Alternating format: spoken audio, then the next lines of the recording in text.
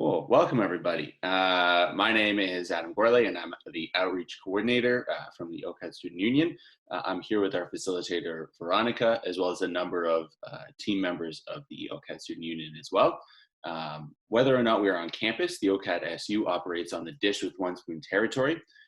The OCAD Student Union acknowledges the ancestral and traditional territories of the Mississaugas of the Credit, the Haudenosaunee Confederacy of Six Nations, the Anishinaabe and the Huron-Wendat nations, who are the original caretakers of the land on which we stand. We give thanks to those nations who have lived on and protected this territory prior to and against colonization. And we also acknowledge and give thanks to those nations who have lived here since time immemorial, on whose territory we now live. Toronto being in the Dish with One Spoon territory, basically that means that there was a treaty between the Anishinaabe, the Mississaugas, and the Haudenosaunee Confederacy of Six Nations that bound these nations to share the wealth of the territory and protect the land. Subsequent Indigenous nations, Europeans, and all newcomers have been invited into this treaty in the spirit of peace, friendship, and respect. The OCAD Student Union is committed to building meaningful relationships with Indigenous peoples and encourages our members to attend OCAD SU presentations, exhibitions, and workshops that focus on decolonization, learning about our host nations, their laws and legal frameworks, and how they apply to us. And now a little bit about the Student Union. For those who aren't aware, the OCAD Student Union is an independent, democratically run student organization with approximately 5,000 members. It's incorporated as a not-for-profit corporation. The OCAD Student Union operates a variety of programs and services on campus and virtually at OCAD University, including access to free legal services, a student advocate, campus food banks, community drop-in lunches, student grants, social events, and workshops, much like today's. The OCAD Student Union represents the OCAD University student population within the Canadian Federation of Students and within the Toronto art and design community. The OCAD Student Union is represented by its subsidiary, X-Space Cultural Center. And you can learn more about us, our programs, and all the services we have to offer you by visiting our website, which is ocadsu.org, or following us on social media. It's OCAD Student Union on Facebook and at OCADSU on Instagram. A little bit about X-Space. X-Space was founded in 2005. It is also a not-for-profit. It's an artist-run center dedicated to providing emerging and student artists, designers, curators, and writers with opportunities to showcase their work in a professional setting. X-Spaces approaches programming as a form of world building, providing exhibitions, events, panels, and workshops that respond to the direct needs and interests of our communities and membership. Expanding notions of theory and aesthetics, we seek to hold space for thought-provoking and experimental collaborations. X-Space Cultural Center is committed to maintaining an anti-oppressive, queer-positive environment, prioritizing marginalized, racialized, Black, and Indigenous folks. Us being in this virtual space, we still have to go over what our safer space policy is. We ask that participants be mindful of the Student Union Safer Space Policy. All Student Union spaces, virtual and in person, are safer spaces. We ask that all people who enter the SU to be respectful and non-discriminatory towards all staff and students in the space. We ask you to check your assumptions at the door and to be reminded that violent, discriminatory, or harmful behavior will not be tolerated. We would like to thank Above Ground Art Supplies for sponsoring ODAYS, our ODAYS programming, and providing the amazing prizes for our events. For the full schedule of ODAYS programming, check our guide to ODAYS here. Do we have any events that we wanted to promote just now, Abby? Yeah, sorry, it won't let me paste anything in the chat, so that information is coming. I was trying to, and it kept just not letting me. Sure. But this upcoming Wednesday on the 11th, we have our first generation event. So if you're a first generation student, I recommend coming to that. So Afreen, our first generation rep from the Student Union, can give you some information, as well as every Friday this month, we've got these workshops going on at the same time. So we'd love to see you all come out if those workshops are interesting to you. And yeah, I think that's it. Oh, Olive. I'll also just plug the movie night happening tonight at 8 p.m. on Discord. You can find the Discord link in the OCAD SU Instagram bio. Tonight is Toxic Film Student Picks Night, so we're watching The Social Network and Fight Club, and the chat will probably be very exciting. So come to that too. We're hosting movie nights every Friday at 8 on Discord all month long and for the foreseeable future. So thanks. Awesome, cool. Was there anything else that you wanted us to say, Abby? Or we're good to go? No, I think that's everything. I think we can hand it over to Veronica if you want to introduce yourself and get started. Let us know if you need any support or something's not working for you. And thanks everybody for coming. Sure. All right. So I'll start with introducing myself first. So I'm Veronica, and I'm in the third year IMXA program, which is the animation program, but in the integrated media like section. So today I'll be teaching how to do like children book illustrations. So can you guys see my iPad or? Yeah, so we have a stream from your phone. I recommend if we can, the participants can pin that and then they'll be able to see that larger. Okay. All right. So I'll start off with the sketch first. So I'll show you some sketches that I did. Sorry, let me see my, oh, here, I found my, I'll pin it as well so I can see what you guys can see. So I started with some like character design first for my character. So I know I want her to be someone that's like sporty and bubbly. So I decided to use like a circle as a base for her design. So when you design a character, there's three shapes that you can use: the circle, rectangle or like square, and the triangle. So basically they all have different characteristics. For the circle one, it's more like kinder, and the square one is actually more masculine, and the triangle one is more like for someone who's not that like, how should I say it, like it's someone who's not too balanced or like dangerous. So usually you use this shape as a base if you want to show maybe like a villain. You can see it in a lot of different character designs that they follow this rule. So I'm going to start with my character. So I did some, you know, like experimentation on the characters and see what kind of shapes it will be more, you know, it will be better with to suit her character. And here's some gestural drawings that I did for her, and here too. So I'm going to show you my process of doing the sketch first. So first I find a reference, and what I do is I kind of try to map out the gesture of it. So basically, as you can see, there's the gestural line here, and oh, sorry about that. And basically, you just have to map it out through the bean shape. The bean shape means the rib cage and basically the pelvis of your character or the person you're drawing. So this is the head, this is the rib cage, and this is the pelvis. And so what I usually do is I just try to have it let loose, so it's not too stiff, like a gesture. So something like this is pretty good for, you know, the initial sketch. So just to clarify things, I'm just going to move this over to Procreate and show you the gesture line.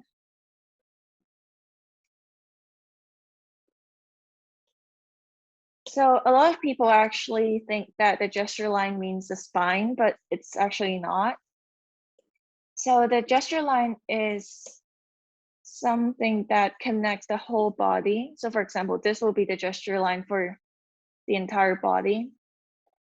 And you can kind of, show the body by putting some pinpoints. So for here, the shoulder and the pelvis would be a good way to show where it is. And for the bean shape, as I mentioned before, it will be the rib cage, which is here. So you can see the rib cage is right along here, and then the pelvis as well. So later on, the student union will be sharing you the brushes that I use here, and also, let's see, a speed paint video, and here's one more thing. Oh, and later on, I'll be showing you how to shade. So I'll be sharing this with you as well as a PSD file, so you can try it out. All right. So here, basically, I'll just go back to my sketchbook. And when you're sketching, you want to make sure to show the direction of your character, which is, oh, are you able to find my phone? Oh, sorry about that. Do you guys want me to repeat what I just? Sorry, Veronica. I'm gonna find your phone and I'm gonna pin it for Okay, everybody, sure. and hopefully that Sure. will. Okay, I'll just do the sketch again then. Yeah, sorry about that.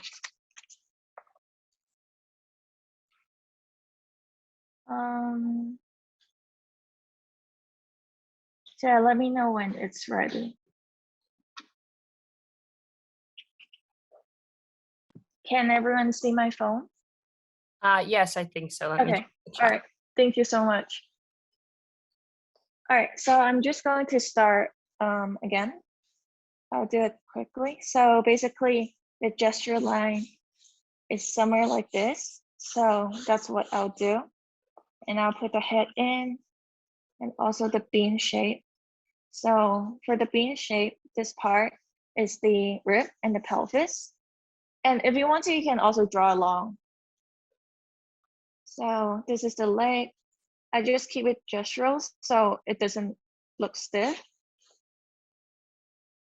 So this is basically how my character looks like, because I gave her a wide, I guess, leg, because she's technically a robot. So it's not as, it doesn't really need to follow the anatomy of humans. So this is, oh, sorry.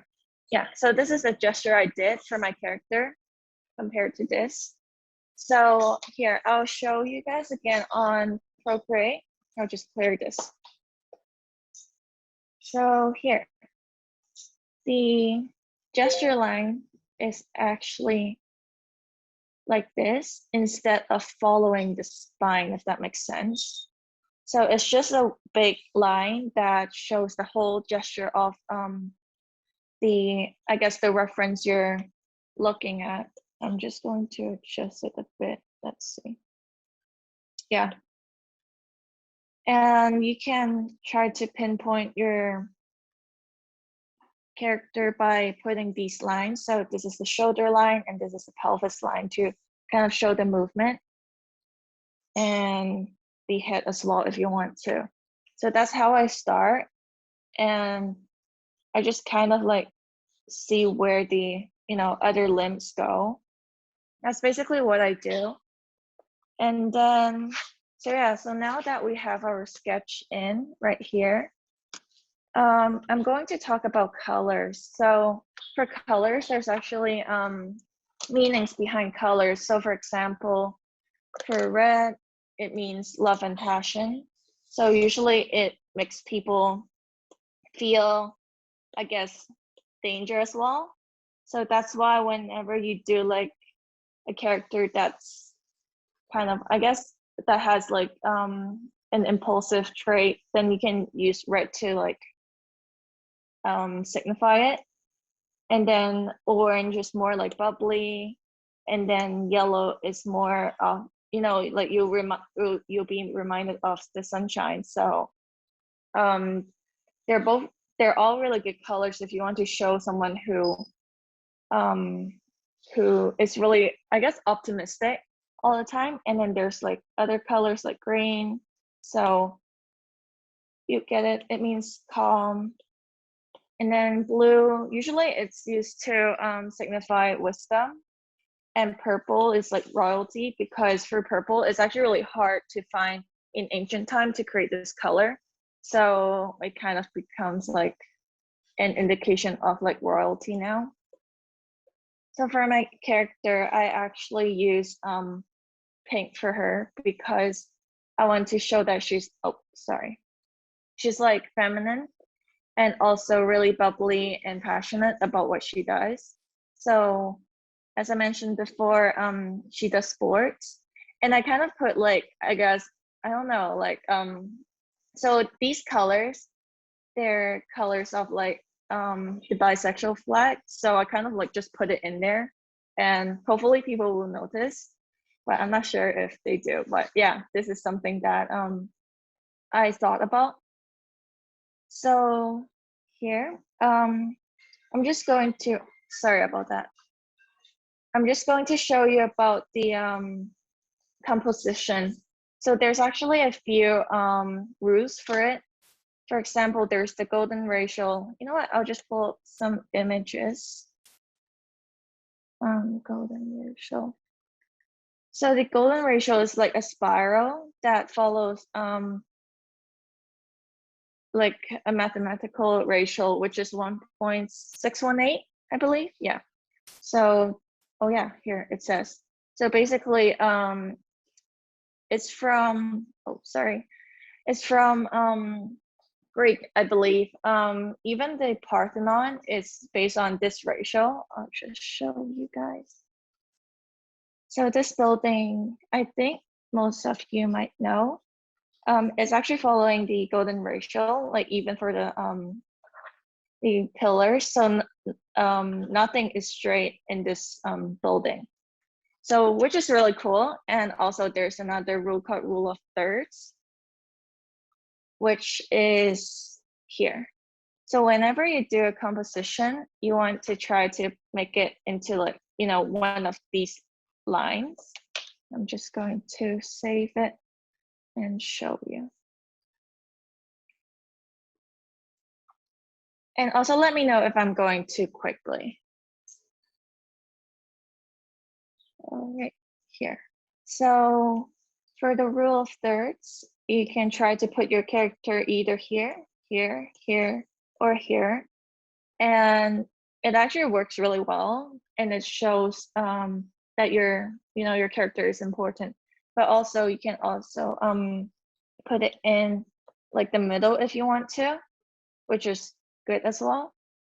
So I'll show you some drawing that I did that kind of follows the rule.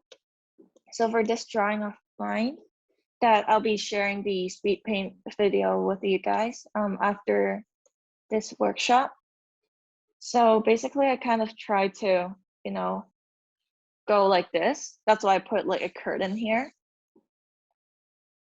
So I just want to make sure that she's the focus. And let's put the grid here. It's a little bit off the grid, but it's close enough that it's not in the center, which sometimes can be awkward, but yeah, so I try to put it more towards this side. Let's see. Oh, you might not be able to see it. I'll just change the color. And yeah, so later on, you'll be able to receive these brushes as well. So these brushes are the brushes that I use mostly. So here, and also there's something called the rule of odds, which is here. So there's 3 ducks here. So 3 is an odd number. And usually people do, 3 by 3. So that's what I did. And then here there's 3. And I tried to, make it different. So it's not going to look so even, if that makes sense. And it looks more natural. So yeah, so this is what I have here. And I'll just show you these speed paint video here quickly. Let's see if you can see it here. Okay, I'm just going to skip the sketching part because I'll just be sketching. But basically, I did the perspective using the perspective tool on Procreate, which is really helpful. And then I tried to do a color key, which is to see what color should I use in like the areas and see how it goes. So usually I actually like to use the primary colors, which is red, blue, and yellow, because I find it really bubbly and it kind of shows like a childish side of the painting. So that's what I do, especially when I do children book illustration. So here, as you can see, I don't really use line art. So that's just my preference and I prefer not using it. There's some line art here though, because I want to kind of show the shape of the toilet. So yeah, that's basically what I do. Okay, I'm just going to go back to here. So for the shading part, I actually do a really simple cell shading for my characters.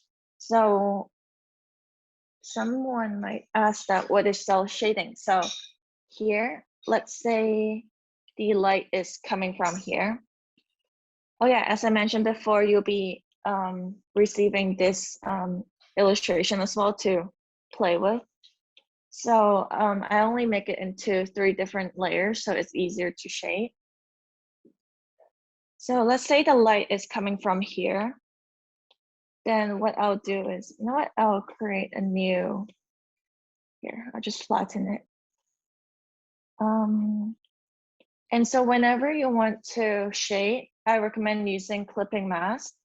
So what it does is when you draw, it doesn't go out of your shape from below, which is this one. So I find this really helpful. Also, if you want to do the same, you know, effect, but in the same layer, you can use alpha lock, which is here. So this is alpha lock. You have it on Photoshop as well. So that is really helpful. 3 fingers to swipe right, and then that will be alpha lock. And I'll show you. So here, you can see that it doesn't go out of the outline. All right, I'll just go back. And whenever I do shading, I actually have two ways of doing it, and I'll show you. So here, the first way, I do multiply, and I use a purplish color, and I just drop it in. That way, the whole thing will be shaded, and I'll slowly sculpt it like here, using the eraser. Oh. Okay, so using the eraser, and try to, you know, sculpt the whole figure out like this. So when you're doing this, you can think of your character as shape. So for example, this is a sphere. So what I'll do is I'll just try to make it into a rounder shape to show the, you know, 3-dimensional space, I guess. So this way, your drawing won't be as, you know, flat, because I used to struggle with that issue as well. But after thinking of your character as 3D space, it's actually a lot easier to make it look lively. And so I'll do it over here too, because it doesn't get covered by anything. Some over here, because when you think about it, oops, I'm just going to here. When you think about it, this area is basically a circle, and then you put like, I guess, half a sphere on it. So when the what's that called? When the light hit, it actually hits here and also a little bit of here, because this part, I'll use blue. This part is actually being blocked by this thing, like the bangs, if that makes sense. All right, I'm just going to erase this part. So yeah, that's what you can do when you shade. And usually kids are, like this kind of shading a lot because it's easy to understand.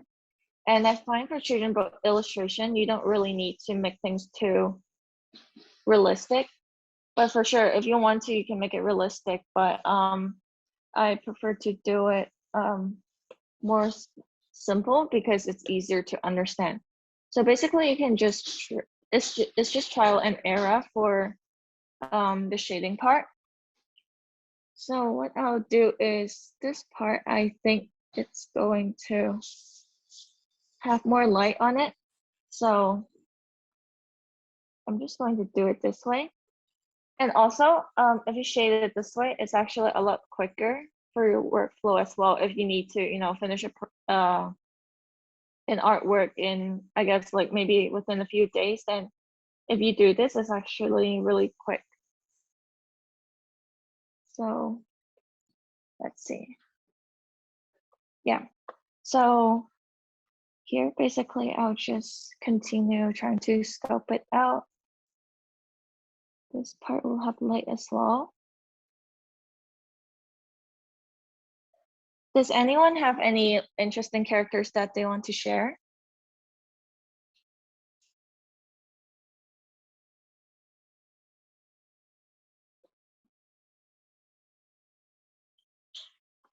Okay, I'll just, so for this part, I want the, here, this part and this part to be above these two. So what I'm going to do is actually just going to draw a small line here to indicate that they're actually different layers. So that's another good way to show how it's three-dimensional. So over here, you can already see there's a little bit, and if you want to exaggerate it, like feel free to do so, because for me, I don't think there's a specific rule to how you shade. I think it's just personal preference. And here, I'll just put a little bit, and you might ask, why do I put it here when the light is coming from here? Because there's something called ambient, ambient, let's see, sorry, kind of have a brain dead moment. Okay, I think, is it Ambience Occlusion? Okay, it's not this one. Here, never mind, 1 second. Okay, you know what? I'm just going to email you guys when I remember the word. But basically what it means is, let's say you're drawing a sphere here. I'll just draw it here.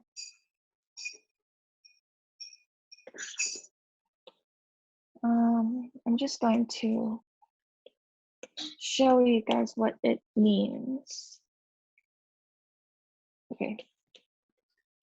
Someone in the chat, Veronica, just said ambient occlusion. Oh yeah, yes, that's the word. Thank you so much. Yeah, no worries. And we also have just a few people discussing their characters as well, but everything's going great. Oh, okay. Let's see. Oh, that's amazing. I've seen the is it called Peking Opera? I actually find it really cool. I would love to see your character. Okay, so I'm just going to put this down. So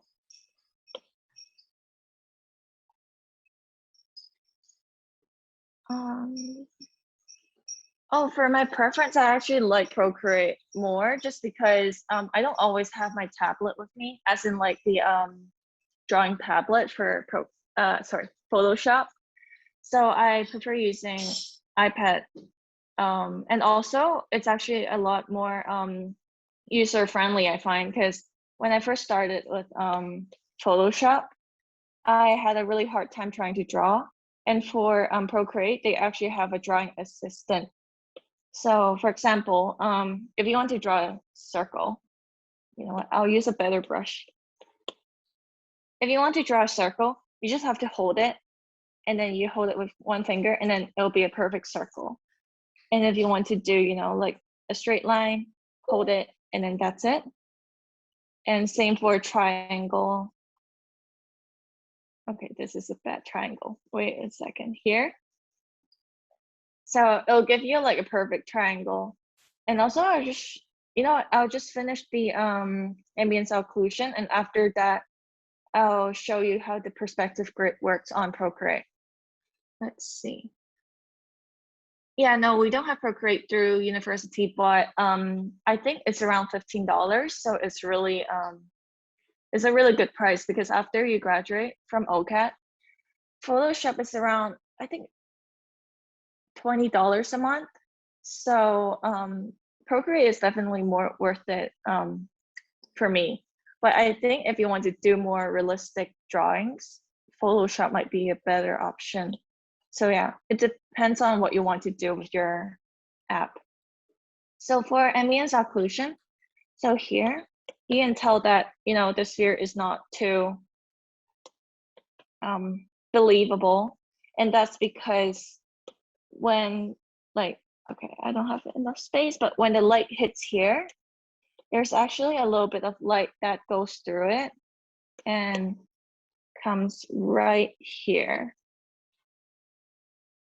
So here, the reason why is sometimes the light can travel from, let's say, oh, I'll just use a new layer.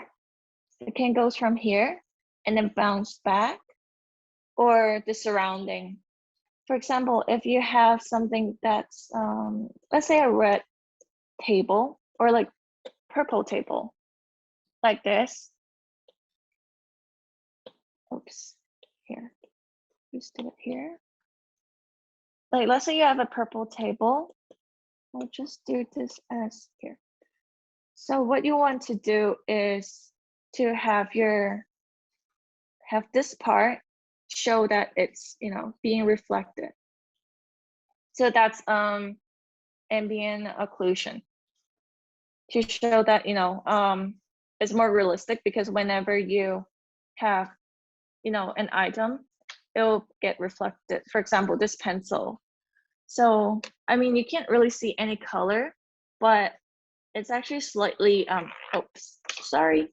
It's a little bit slightly blue tinted, because that way it's my window, like there is my window. So this part is, you know, the direct light, and the indirect light is over here. It doesn't really show on camera, but I can see here that, you know, it's still slightly bright. It could be from the other side, but it could also come from, you know, this skylight, because this part is a little bit blue to me as well. So yeah, this is the whole thing about ambient occlusion. I'm just going to delete these. So, Veronica, there's just a couple of questions in the chat, so I'll just read them to you. all right. So someone was asking, does Procreate have brush filter settings like Photoshop, and can import Photoshop brushes? Yes, for so for example, I don't know if you guys know Rostraw, but I have his brushes, and it's for Photoshop, but I import it into this here. So I have the Rostraw brushes here as well. So what you want to do is you can go to brush library, and I believe it's this button. Oh wait, no, this is for you to make it. I'm just going to delete it. So when you want to import your Photoshop brushes here, you can go to, one sec. Oh yeah, here, plus, and then import. And so you can put your brushes here. Let's see if I have any brushes here to show you. Maybe I don't. Yeah, I don't think I have any brushes here to show you. Oh, here. Yeah. So let's say I want to import this brush. I'm not sure if you can see it. I'll just move it closer because it's kind of blurry on my end, like my phone. So here, I have my brush set here, and I'm just going to click it, and then it's over here. So basically you can import, I'm not sure about Clip Studio because I don't have it, but you can definitely, you know, import your brushes over. Let's see if there's any more questions. Yeah, so we had just a question about what you think is the best memory when you get like the amount of memory when you get an iPad. Oh, okay. As well as is Procreate good for a laptop as well, or maybe an alternative, because I don't think you can get Procreate for a laptop. Yeah, I don't think so. I think it's just for iPad, and for mine, I think it's 200 and something, but I don't really remember. Let's see. Where do you find iPad storage? Yeah, and Procreate takes a lot of space for me because I have a lot of drawings. But let's see if I can load it. If not, I'm pretty sure it takes up most of my space, like for Procreate, but I can show you how many drawings I did. So I'm just going to do this. So basically these are the drawings that I did. And some of them are stacked, so some has like a few drawings in it. And also I did some simple animation here. Nothing to, you know, see. Let's see if I can find it. Is it this one? Oh, I don't think so. Let's see if I can find. So for Procreate, if you want to do animation, I actually find it really difficult. And I think a good, you know, animation program would be Toon Boom. Or if you don't have it, you can also use Photoshop. But it takes a lot more time. Oh, here. Yeah, this one. So basically for Procreate, why is it so hard to do animation? Is because they don't let you to have different layers. You only have one layer, so you have to draw everything on the same layer, which I find annoying, and it's hard to adjust as well. So I just do like simple, like really simple animations here, but other than that, nothing too fancy. Let's see. Oh, and also for the texture, I'm not sure about the texture because I've never used texture on Procreate, but whenever I want to use it, I just kind of import, like, let's see here, I'll just show you guys. So here I'll just go to watercolor paper if I want the texture, and I kind of just, you know, here I'm just going to save this, add to photos,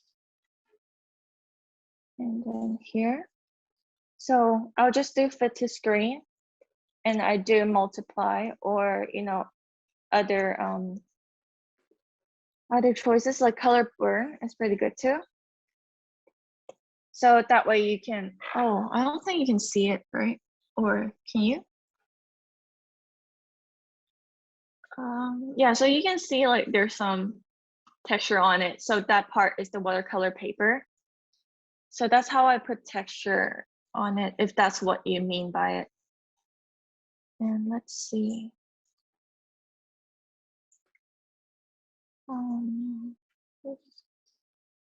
Oh yeah, I use the paper like screen protector as well. So that way it's not as, you know, glossy, and it's easier to see for me, and it feels like paper. And yes, I use Toon Boom for animation. Let's see. Yeah, how Moving Castle is so great. I love it. Let's see. Oh, and also there's another animation program. I don't really like to use it, but it's an option. It's let's see.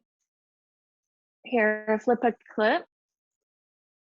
I kind of just do, you know, you can do rotoscope here. So this is what I'm working on. Sorry if it's like kind of off topic, but here. So this is what I'm trying to do. And I use Flip a Clip to do it. But I actually find Toon Boom to be a lot easier to do. But this is an option if you don't have your tablet with you. And for the screen protector, you just have to stick it on. It's like a sticker. So for here, I don't know if you can see it. There's like a bubble from my screen protector. So it's really thin. It's basically your screen protector for your phone. Let's see. Yeah. So you can order them on Amazon. I ordered mine on Amazon as well. Oh, I'm just going to type out the program for, let's see. Yeah, here. So this is the program for the animation. But yeah, I'm just going to quickly finish this part. I'm just going to remove this.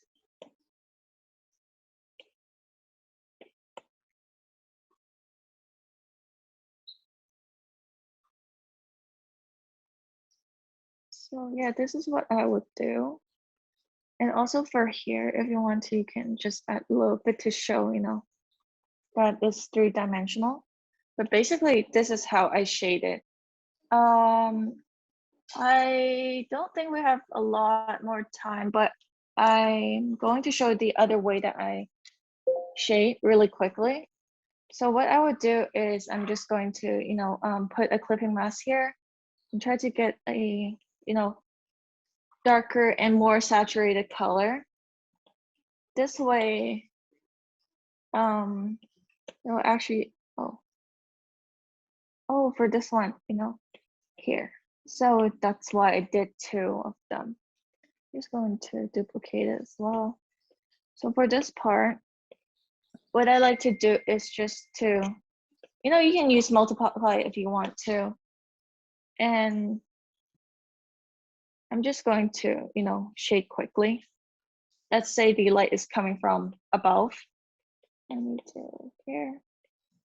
And so what I do is I just use like a darker and more saturated color to do this part. Yeah, so that's it for the hair. And I'm going to do the skin. For skin, I actually like to use maybe more of an orange color if I do shading. Okay, oh yeah, because I need to multiply. So this way, it's more colorful. And if this is what you like to do, this is a great one as well. So something like this.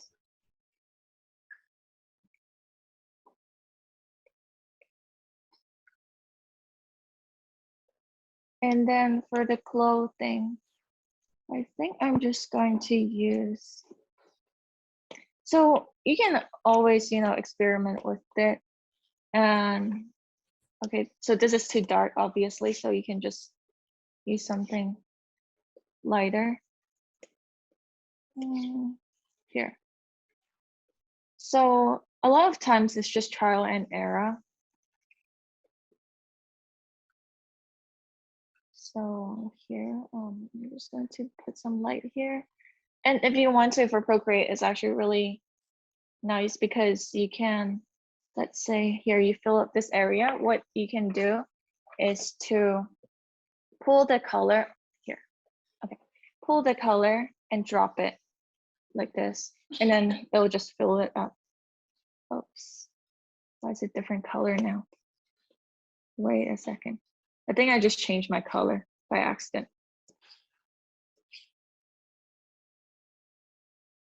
Okay, I'm just going to quickly shade this part again. And let's say I just want to use this color. So here. So this is how I would shade. And if you want to, you can always change your, colors by changing the hue, saturation, and brightness. So you can see whichever you like the most. So when I'm experimenting with it, I think I like this color a bit more. So I'm going to use it and kind of change, how strong the shadow is. And after that, what you can do is you can add another layer. I'm just going to use the first one to show you. So this part, what I would like to do is I put another layer with either overlay, lighter color, or color dodge. It honestly depends on what you prefer. And I'm just going to use here, this is an orange. I'm just going to do this. So you know what, I'll bring it a little bit closer like this so you guys can see. So when you do this, it makes a, I guess, glowing effect. And it makes your drawing looks better. I mean, I think it makes mine look better, so that's what I usually do.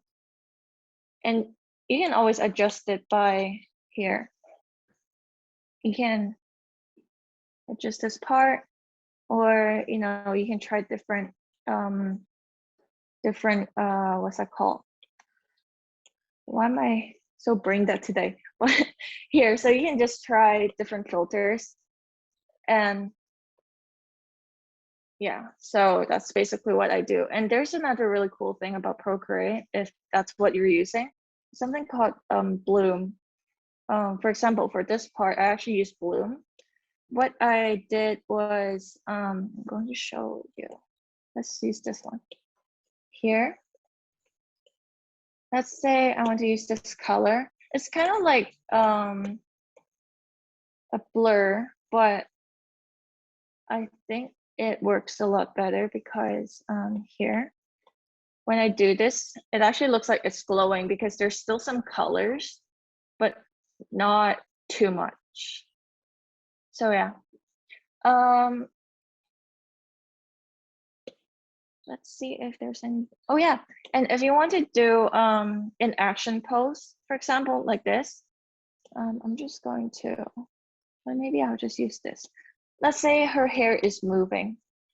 What I'll do is that I'll go to, there's a lot of different blurs. So I'm just going to go to motion blur, and you can select the pencil option and use your soft brush and just do the motion blur so it looks like it's moving, and you can adjust it by using your finger. So this is really helpful as well. So yeah, do you guys have any more questions? Let's see.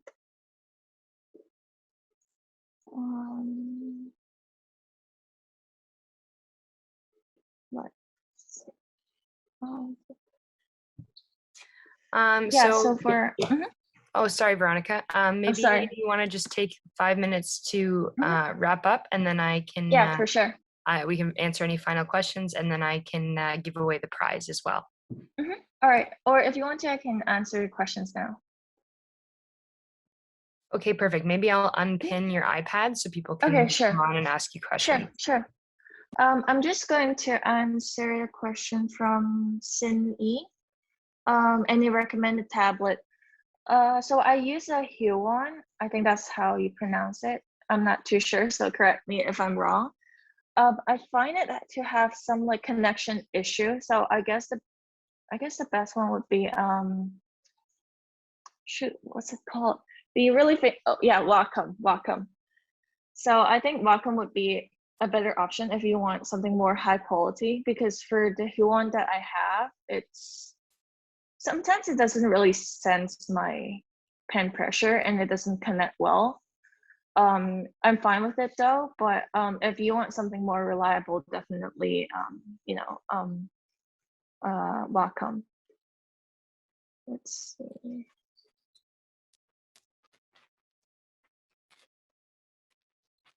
Oh yeah, so if you want to draw directly on the surface, iPad would be a great option. Or there's this Wacom tablet, but it's super expensive. Wacom tablet. I'm not too sure what the model is. Yeah, so, oh yeah, I heard XP Pen is pretty good too. My friend has one and he's been using it. So this one. And so if you want to draw on the surface, you can, buy something like this. Uh-oh.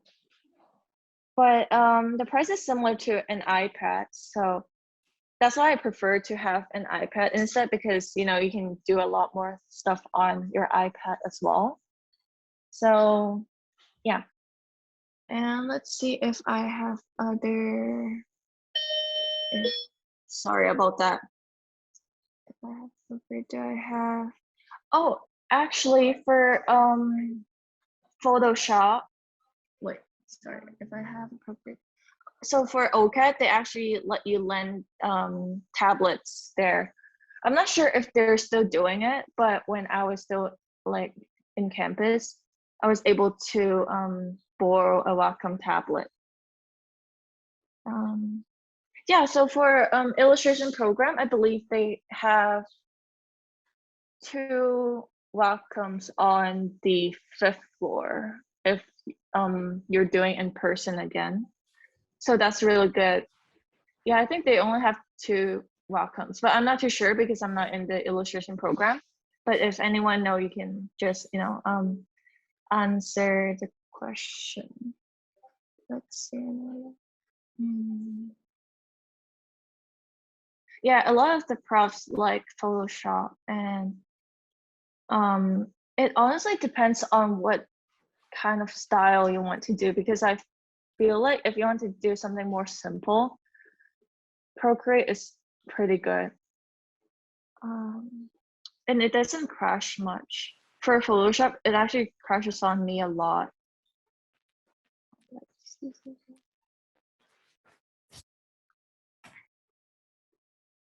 So, Remaisa, sorry if I pronounce your name wrong, and correct me, yeah, if I'm wrong.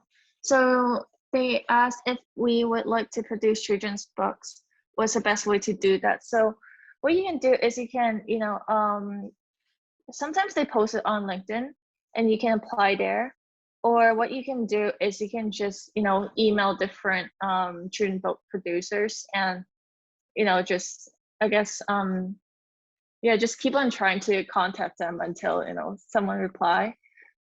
But honestly, there's a lot of rejections, but that's okay too. I think that's part of the process, and yeah, I think you'll get it if you keep trying.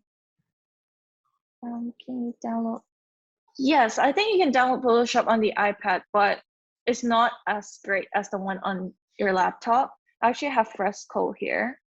I'll just show you how the interface looks like. Okay, while we're okay. So look full here. Let's say current screen size. So basically they have most of the stuff Photoshop has. And yeah, you can just draw here. So Fresco is a pretty good option too if you want to make things more traditional, because I think you can blend here and it blends really well as well. Because a lot of artists uses it, but I don't really use this, so I'm not too sure how to, how does it function. But yeah.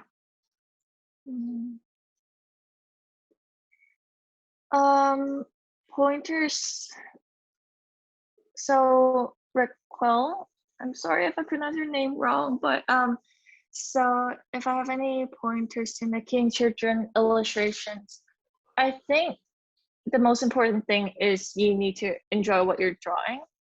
And it honestly, I wouldn't say it matters too much, like in terms of style, but I find children to like things more, like round instead of, like game designs.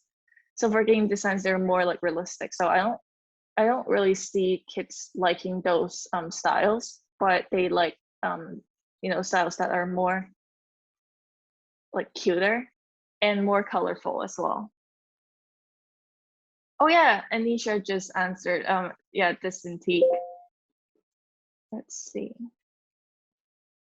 So if you would like to design a children's book, you can just start from doing storyboards first. And if you're the one who's creating a whole book, you can create the story first. I find it really helpful. And yeah, for storyboarding, it doesn't have to be anything too, fancy. It can be just something like,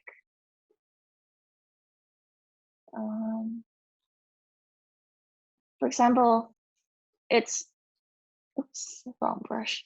So for example, you want to do like 4-panel, let's say you want to do comics. So you can just, do something really simple. So you don't, get too detailed with it. And you kind of like play around with the composition and see, if you like it. So that's how I would start first. And if you want to do something more, more like a whole page thing, you can just check the layout for the whole, the whole thing. So you can do it by doing the gesture. And then let's say you want the words to be here, and then you just work from there. So that's what I would do. Oh, thank you. I actually just got my glasses. So I'm still trying to get used to it. Okay, if I had to, so Victoria asked if I had to buy one product, Wacom or iPad Pro, I would say iPad Pro for sure.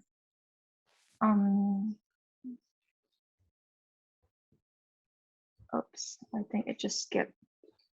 How did you start doing commercial illustration?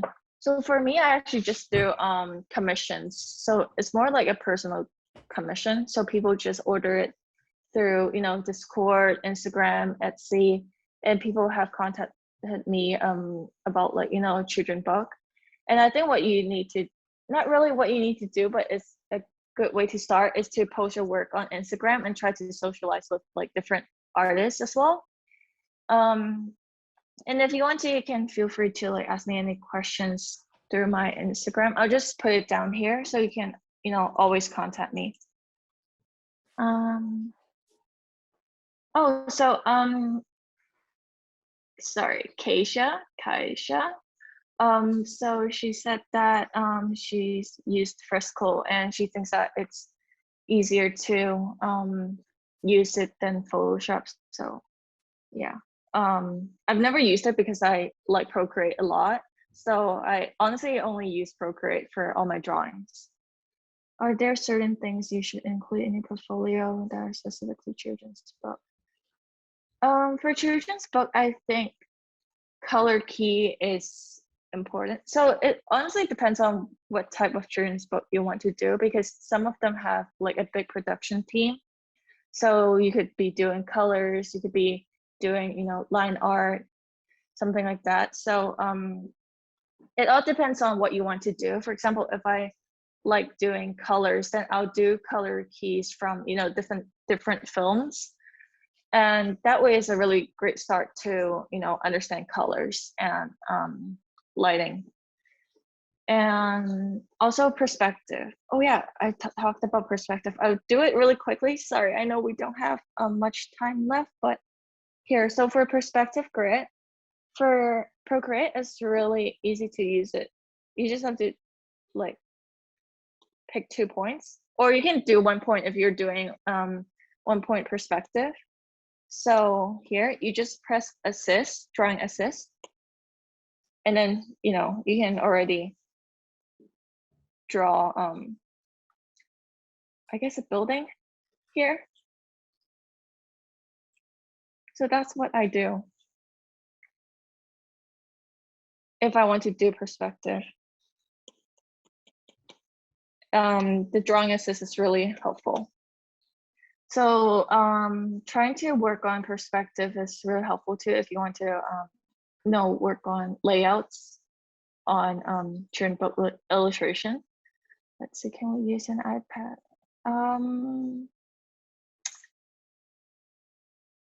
I'm not too sure. Let's see. I've seen people doing like using iPad to draw like as a tablet instead of using Wacom, but I'm not too sure how they do it. But I think I watched some YouTube videos about it, and I think you need to download another app for that. But I think you should be able to do it, but I'm not too sure. Let's see. Oh, that's great. Yeah, I actually came over when I was 14, like from Hong Kong, and I haven't been back since. So I look forward to, you know, when COVID ends, so I can go back and, you know, have some food